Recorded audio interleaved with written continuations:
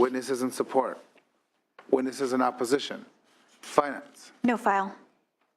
Comments or questions from committee? Seeing none, without objection, we move this item to the suspense file. Moving on to Senator Vidak's item, SB 976. Witnesses in support. Witnesses in opposition. Finance. No file. Comments or questions from committee? Seeing none, without objection, we move this item to suspense file. Moving on to Senator Pavley's items, SB 995. Witnesses in support. Witnesses in opposition. Finance. No file. Comments or questions from committee?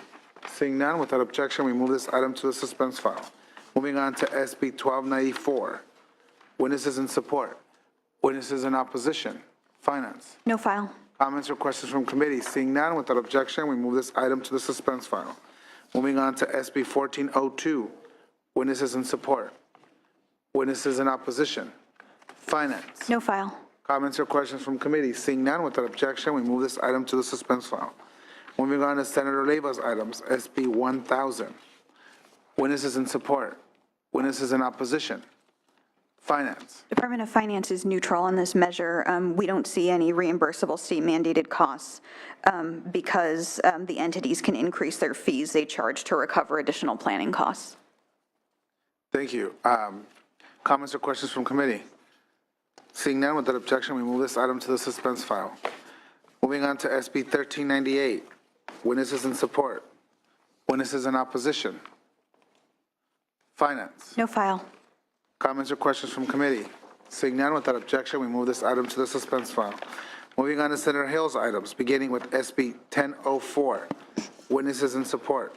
Thank you, Mr. Chair. Matt Robinson on behalf of Butte County in support. Witnesses in opposition. Finance. No file. Comments or questions from committee? Seeing none, without objection, we move this item to suspense file. Moving on to SB 1040. Witnesses in support. Witnesses in opposition. Finance. No file. Comments or questions from committee? Seeing none, without objection, we move this item to the suspense file. Moving on to SB 1192. Witnesses in support. Witnesses in opposition. Finance. No file. Comments or questions from committee? Seeing none, without objection, we move this item to the suspense file. Moving on to SB 1194. Witnesses in support. Witnesses in opposition. Finance. No file. Comments or questions from committee? Seeing none, without objection, we move this item to the suspense file. Wrapping up with Senator Mitchell's item, SB 1034. Witnesses in support. Witnesses in opposition. Finance. No file. Comments or questions from committee? Seeing none, without objection, we move this item to the suspense file. Moving on to Senator Leno's items, beginning with SB 1060. Witnesses in support. Witnesses in opposition. Finance. No file. Comments or questions from committee? Seeing none, without objection, we move this item to the suspense file. Moving on to SB 1282. Witnesses in support. Witnesses in opposition. Finance. No file. Comments or questions from committee? Seeing none, without objection, we move this item to the suspense file. People are standing up. It's making me, is it the next bill? Something's coming. SB 1286, witnesses in support.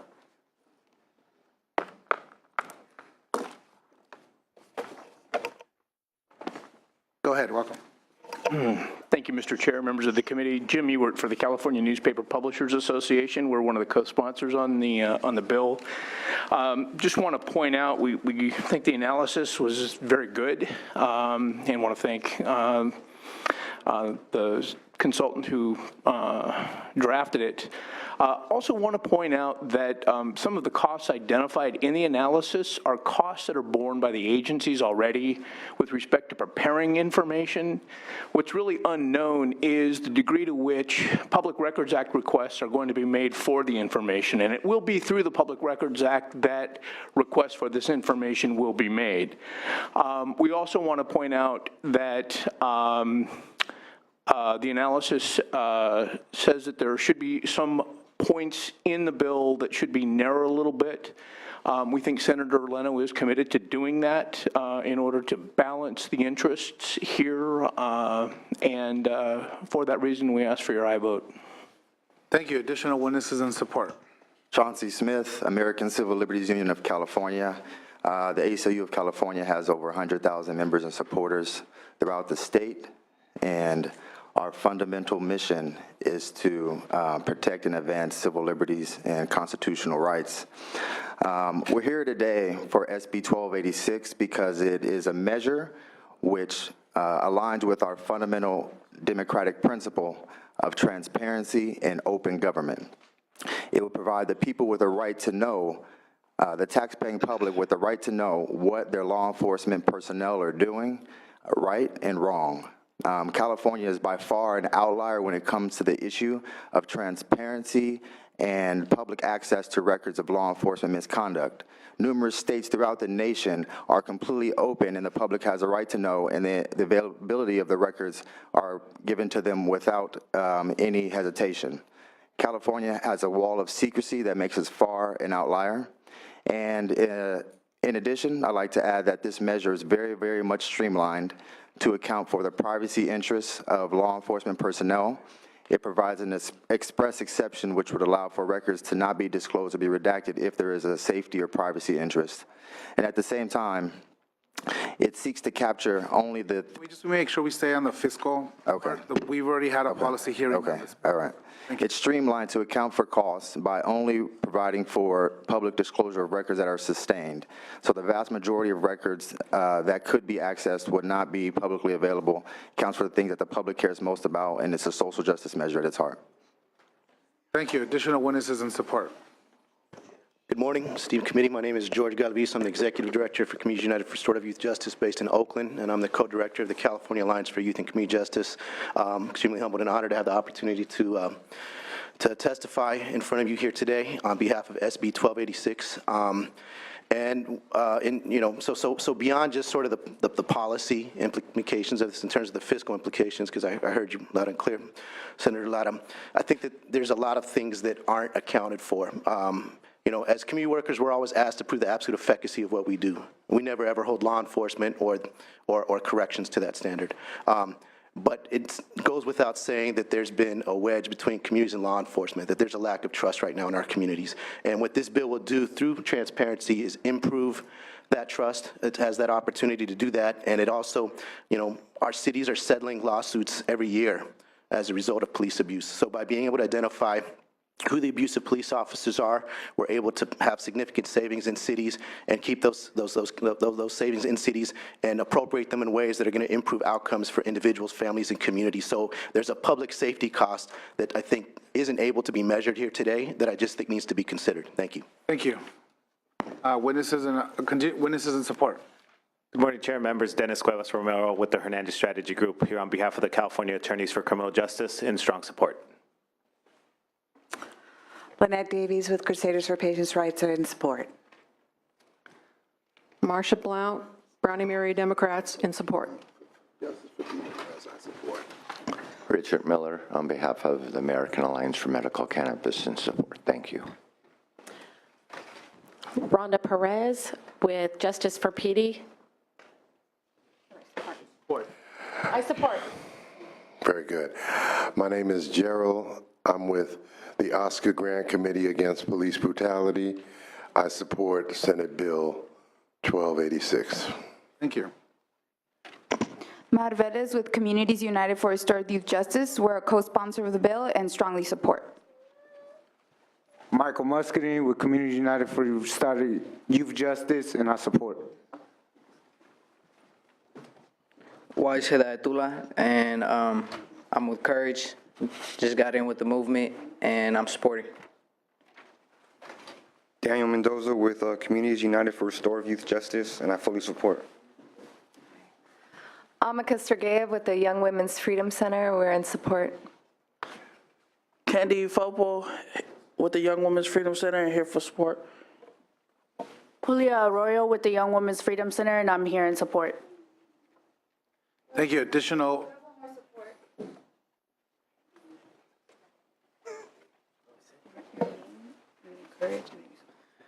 My name is Randy, and I support Courage.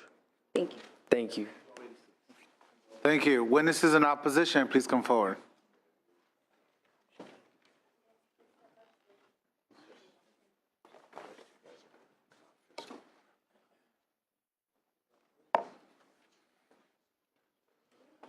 Mr. Chair and members, Corey Salzillo here on behalf of the California State Sheriff's Association. Respectfully in opposition, we would agree with the analysis that there are significant major costs to state and local agencies that emanate from this bill, significant costs to state and local agencies who employ peace officers for responding to complaints, state agencies who have to respond to public records requests. A couple of things I wanted to point out specifically, though, to local agencies. Just using a conservative estimate, if there were 100 agencies who had to hire a new person, whether that's a records clerk or internal affairs sworn officer, if you took an average cost of $100,000 a year and applied it to the 100 biggest agencies in the state, they would conservatively provide $10 million in annual costs to comply with this bill to local agencies. If you added another $50,000 a year for those same agencies for the cost of computer systems, software upgrades, things like that, we'd have another $5 million per year in annual costs. So $15 million a year to local costs, or to local agencies, just in those two small categories. That does not include any costs that local governments would incur if their county councils or their city attorneys were to review these records before being released. So in addition to our numerous policy concerns with the bill, we would offer those fiscal concerns and respectfully ask for your opposition. Thank you. Yeah, Chair and members of the committee, Jonathan Feldman on behalf of the California Police Chiefs Association. Second the comments made by the sheriffs. We reached out to our members and asked them, what is the process when you get a PRA request? And what they got back to us was a lengthy process that requires bureau chiefs, police chiefs, attorneys to review and approve and redact the information before it sends out. It's 3 to 5 hours per request at a cost that totals up to around $700.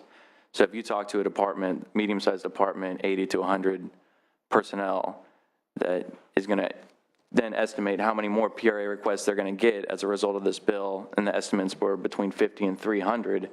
You look at costs in the millions of dollars. So we agree with the Approps analysis, major ongoing costs to local departments. We would argue that those could potentially be reimbursable. So on the financial grounds alone, we oppose this bill and ask for you to. Thank you. Mr. Chair, members, Randy Perry with Aaron Reed and Associates on behalf of the California Association of Highway Patrolmen, PORAC, and the Orange County Employees Association, and we oppose the bill strongly. Thank you. Additional witnesses in opposition. Mr. Chair, member Shane Levine on behalf of the California Statewide Law Enforcement Association, the Fraternal Order of Police, Long Beach Police Officers Association, Sacramento Deputy Sheriff's Association, the Orange County Deputy Sheriffs, all in opposition. Thank you. Thank you. Good morning, I'm Christy Eckert. I'm with the Los Angeles Police Protective League. We're also here this morning in strong opposition against Senate Bill 1286. And in addition to what's already been said, for agencies and cities that deploy digital in-car video and body camera video, the cost associated with these public records requests would be substantially higher due to the need to also edit, duplicate, and release that video as well. So again, we're in strong opposition. Thank you. Good morning, Chairman. Brian Marvel with the San Diego Police Officers Association, representing all the sworn officers in the city of San Diego. We're in strong opposition, and also in the same regard that Christie said about the body-worn camera, we're one of the largest agencies in the state with the most deployed. Mr. Chair, member Sean Rundle with the California Peace Officers Association. Our fiscal concerns have already been shared by my colleagues, so I'll defer to those comments, but we're also in opposition to the bill.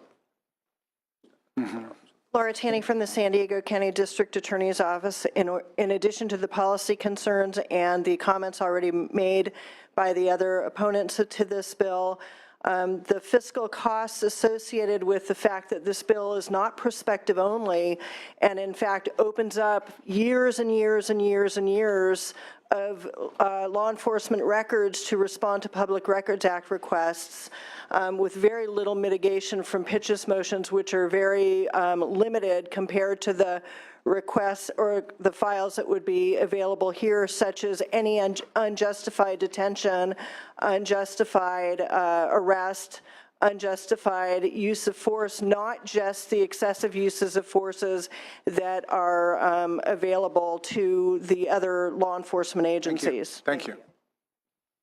Ruann Dozier from the Sacramento County District Attorney's Office. We're in opposition to this bill for all the reasons that my colleague from San Diego mentioned. Thank you. Thank you.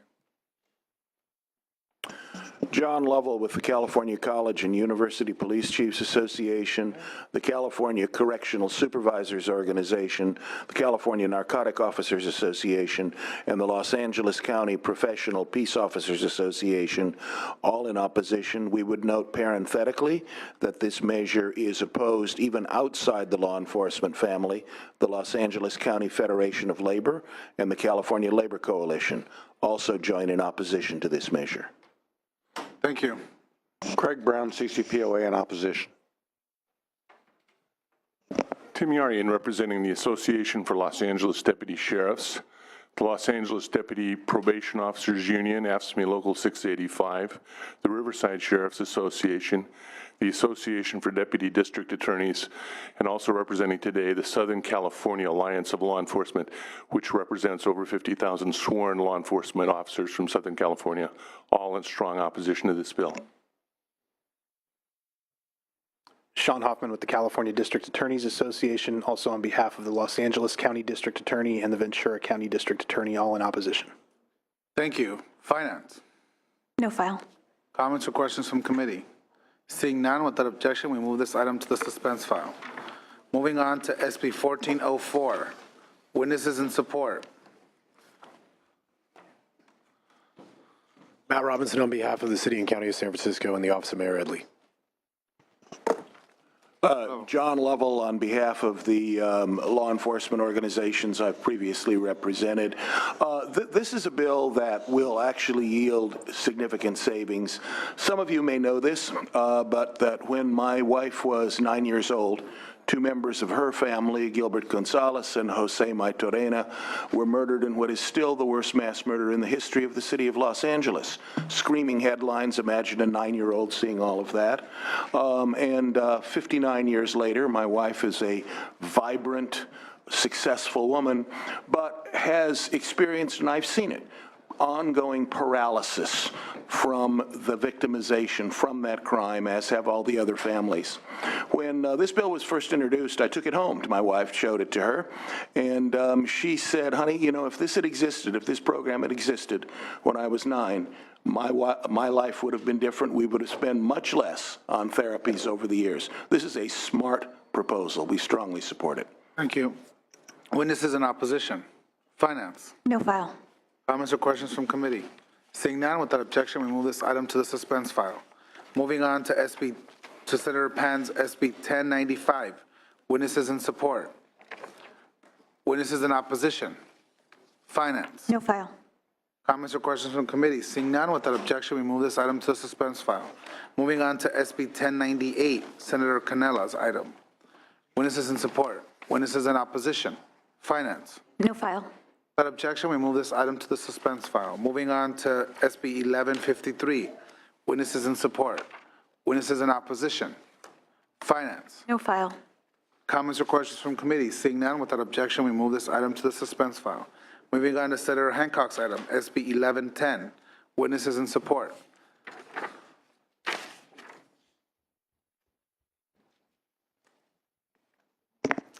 Thank you. Catherine Brandenburg, representing the County of Alameda, in support.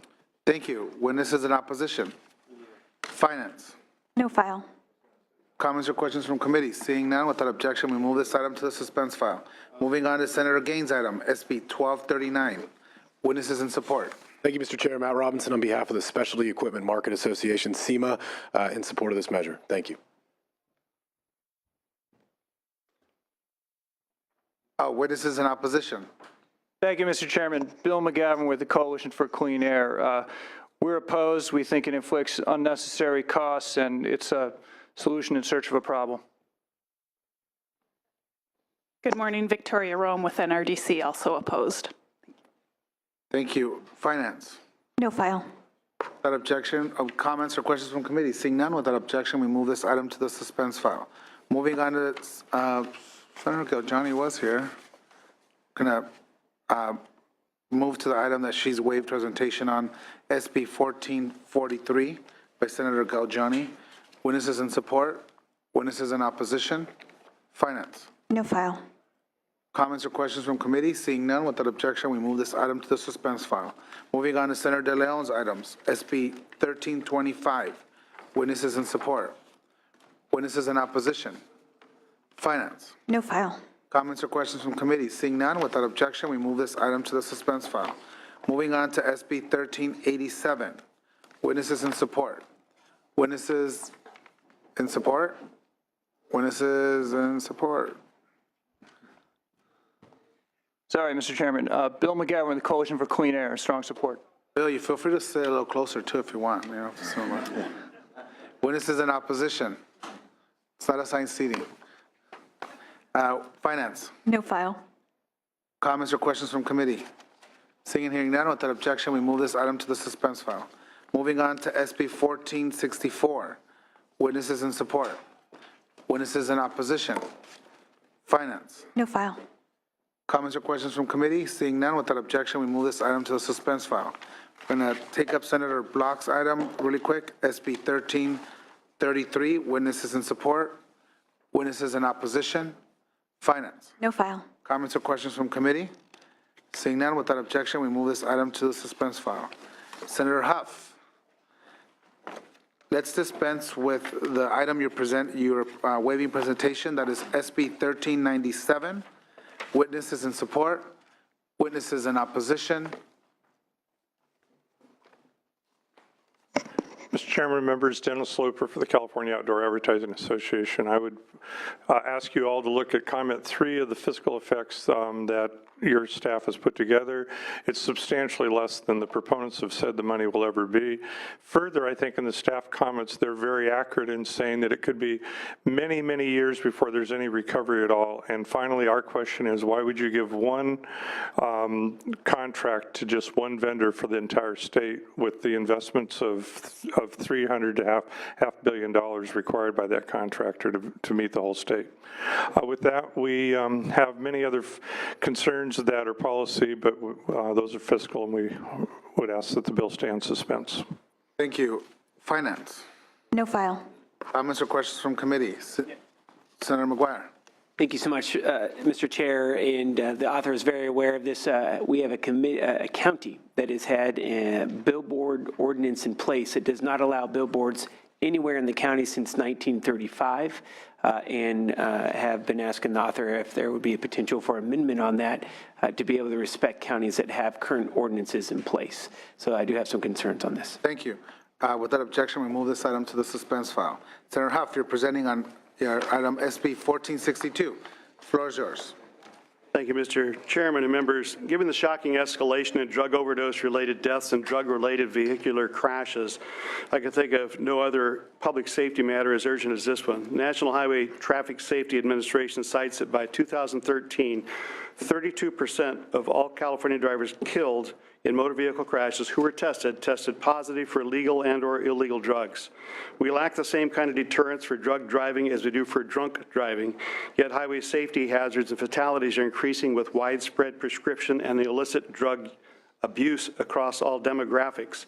The alarming surge in tragic drug-involved crashes that have occupied the local news here in Sacramento prove my point, including 2 CHP officers within a couple of weeks who suffered massive injuries at the hands of negligent drug-impaired drivers while they were assisting other motorists on the roadside. SB 1462 will simply allow law enforcement to use oral fluid roadside tests as a screening device to detect drivers with active drugs in their system when there is probable cause that an officer suspects suspicious or reckless driving and the driver has already failed field sobriety tests. The oral swab test is a preliminary screening device that can, within 5 minutes, confirm or deny the presence of 6 of the most common drugs of abuse at the time of the traffic stop. This is a minimally invasive test self-administered by the motorist. A blood test is still required for the confirmation of drug impairment according to California Vehicle Code 23612A1B.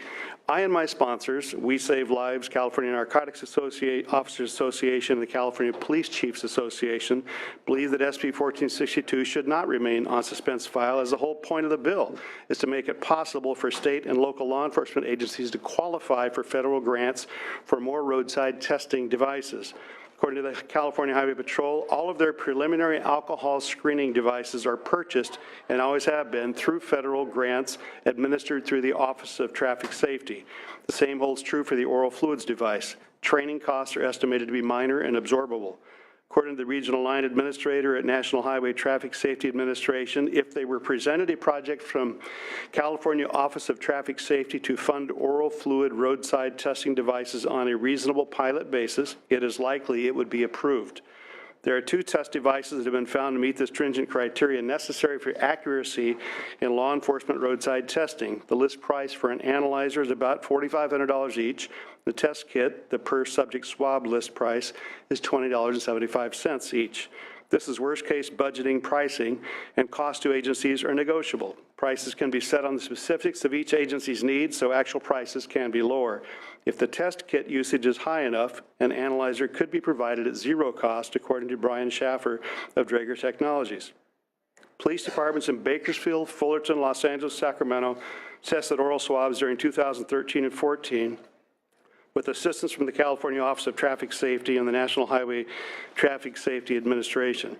While the analysis cites potentially significant increases in new commitments to state prisons and local jails, the Los Angeles City Attorney's Office decided that impaired driving cases filed using oral fluid technology as evidence are pleading out earlier, rather than cases solely using blood tests.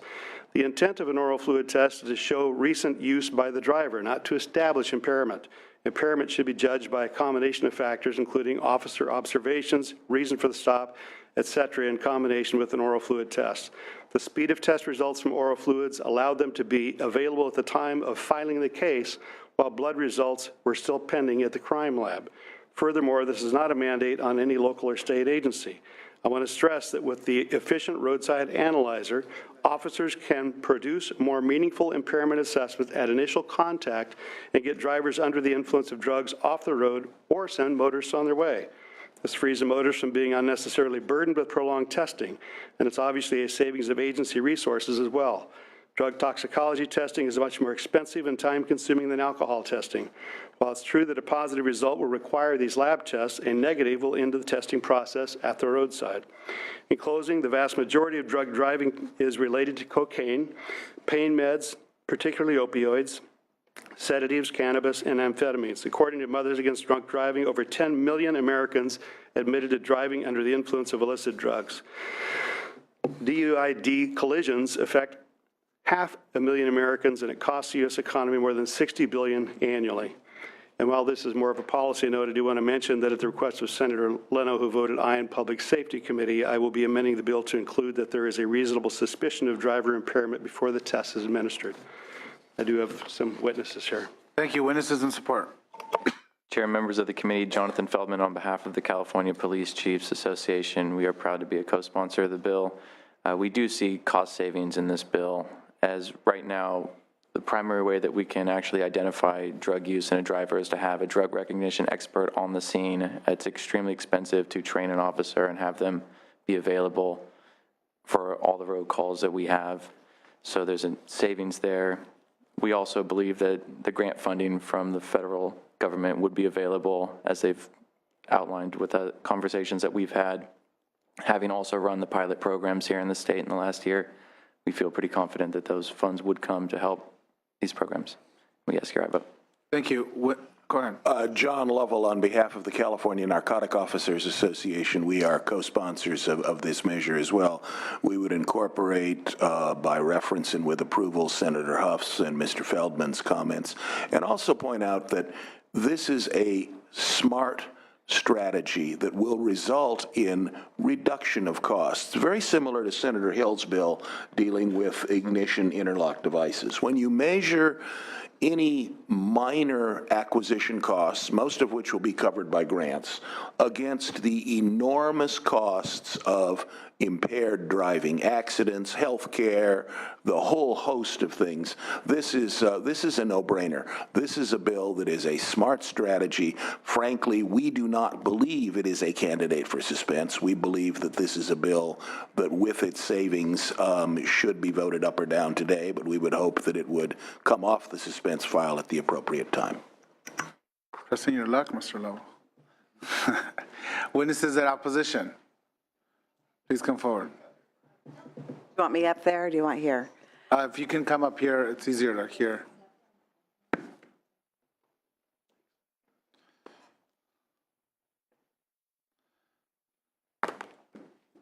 Thank you, welcome.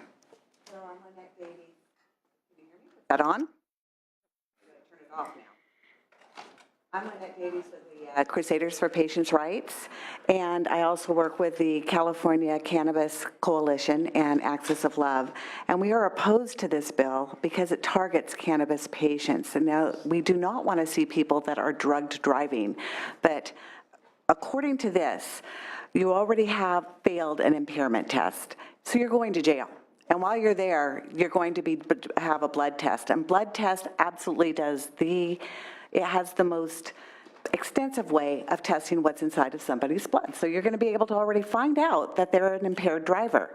So by actually taking this particular test, it doesn't have any rhyme or reason to it. Why would you take a swab test when you already have failed an impairment test? You've already got them to take the blood test.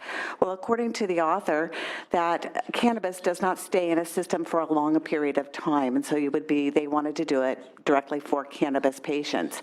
But in all honesty, if they've already failed an impairment test, they've already got the drug driving. So we see this as unnecessary and intrusive. One of the things of it is that you're going to be taking a swab test when there's no reason to be doing a swab test. They've already failed. So we're taking a program that is going to go to every officer to take a swab test, which can be used later on as a DNA testing. And DNA testing was brought up in legislation last year for people that had failed and had a misdemeanor charge. And we think this leads directly into it. You already have an impaired testing. You already have people that are in jail for it. It will not stop a driver from being impaired. There's nothing that works on that particular end of it. It's just another testing that could be used, and yet there's an expense for it. We find it unnecessary, and it targets cannabis patients directly. Thank you. Thank you. Additional witnesses in opposition. Marcia Blount, Brownie Mary Democrats. We oppose. This will ensnare medical marijuana patients. Richard Miller on behalf of Americans for Safe Access and the American Alliance for Medical Cannabis, in strong opposition for this. In addition, I think it affects every patient throughout the state of California, and you got to keep in mind, even when you're going to a dentist and you get an injection, you're getting some sort of medication that will fail this test. It will affect every Californian in this state, and it needs to be killed today. Thank you. My name is Anthony Rangel from Nature's Remedy Collective in Livermore, California. This bill, specifically, as many of us have stated, targets cannabis patients directly, particularly those, as I would like to point out, as U.S. veterans suffering from post-traumatic stress disorder, which is typically attributed through driving, through adrenal addictions, of veterans trying to recapture the thrill of war by driving at 120 miles an hour through traffic with little or no recourse other than death, means by suicide. This has been significantly curbed with the use of non-psychoactive cannabinoids such as THCA, cannabidiol, and other compounds such as the terpenes that have been scientifically proven through terpene data analysis to curb the vulnerability to stress-induced psychological conditions, as well as this targets current cancer patients taking this medication simply to live and continue on in their life. Please oppose this bill and kill it today. Thank you. Finance. No file. Comments or questions from committee? Seeing none, Senator Huff, would you like to close? Thank you, Mr. Chairman. Some of the things that were raised in opposition. First of all, by taking an oral swab quickly, you are getting a sample quicker to the time when some substance is taken into your body. So time sensitive is very important, particularly with cannabis users. It's been said it's targeted at cannabis. That's absolutely nonsense. It targets 6 different commonly used drugs, cannabis being one of them, but whether it's medical marijuana or any other legal pharmaceutical, you're not supposed to be driving under the influence. And I would remind the committee and the people in the audience that the person's already failed a field sobriety test. It hasn't been demonstrated scientifically. It takes the blood test to do that. So this is an intermediary just to establish that there is something in the system. So this is common sense. As the witnesses that testified in favor, it should reduce costs, hence my appeal to you to not put it on suspense. I think it's reasonable, it helps save lives, and I ask for your vote. Thank you. Senator Howe, for that objection, we're going to move this item to the suspense file. Next, moving on our last two items on waive presentations, we have Senator Nguyen's item, SB 1449, witnesses in support, witnesses in opposition, finance. The Franchise Tax Board states that due to a lack of available data, the revenue impact of this bill is unknown. However, it does estimate that for every 1% of taxpayers impacted, there would be a revenue loss of approximately $8.8 million. Thank you. Comments or questions from committee? Seeing none, without objection, we move this item to suspense file. Moving on to Senator Bates' SB 1458, witnesses in support, witnesses in opposition, finance. The Board of Equalization estimates, and we would concur, that this bill will result in property tax revenue losses for K-14 schools of at least $127,000 per year for every 100 disabled veterans who qualify under the expanded definition of a disabled veteran. Generally, property tax revenue losses drive a corresponding increase in Prop 98 costs to the state. Thank you. Comments or questions from committee? Seeing none, without objection, we move this item to the suspense file.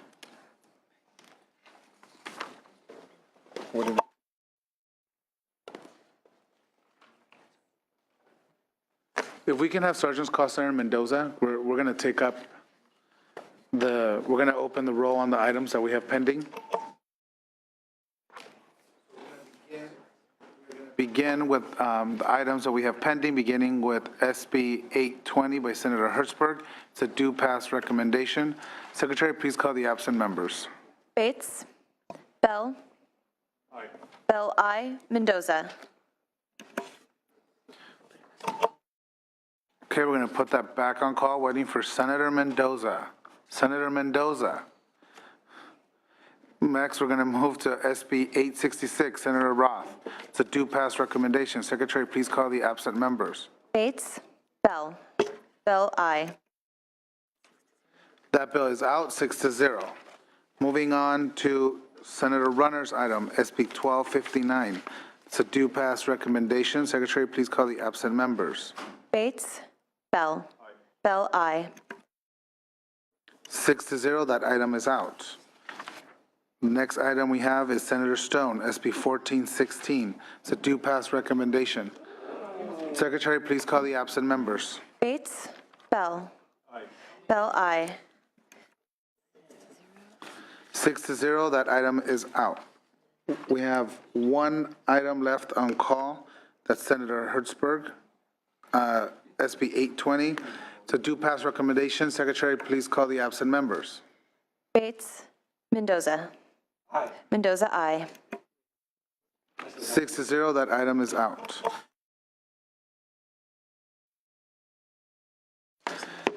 Thank you, members. Just a note, we are going to move SB 1270 by Senator Galgiani to the next meeting.